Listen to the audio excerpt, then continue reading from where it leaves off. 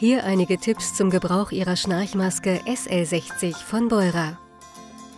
Laden Sie zu Beginn den Akku der Schnarchmaske mit Hilfe des Ladekabels am Computer oder über einen USB-Adapter vollständig auf.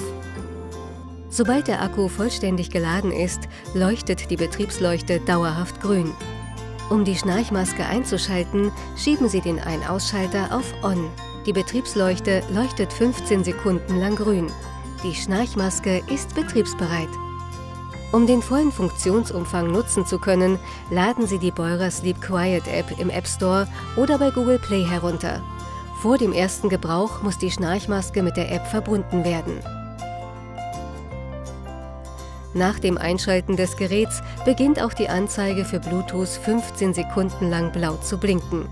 Starten Sie die App und folgen Sie den Anweisungen, um die Schnarchmaske mit der App zu verbinden.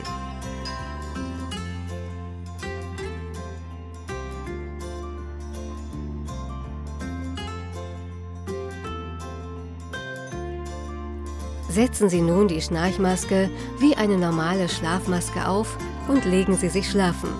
Vergewissern Sie sich, dass die Kunststoffplatte auf der Rückseite der Bedieneinheit mit leichtem Druck die Stirn berührt. Verstellen Sie hierfür den Klettverschluss auf Ihre gewünschte Größe.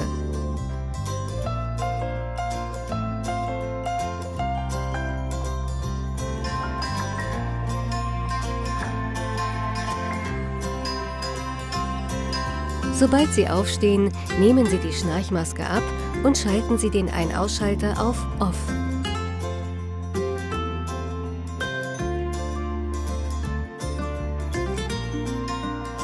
Um die aufgezeichneten Daten an die App zu übertragen, aktivieren Sie Bluetooth an Ihrem Smartphone, öffnen Sie die Beurer Sleep Quiet App und schalten Sie die Schnarchmaske ein.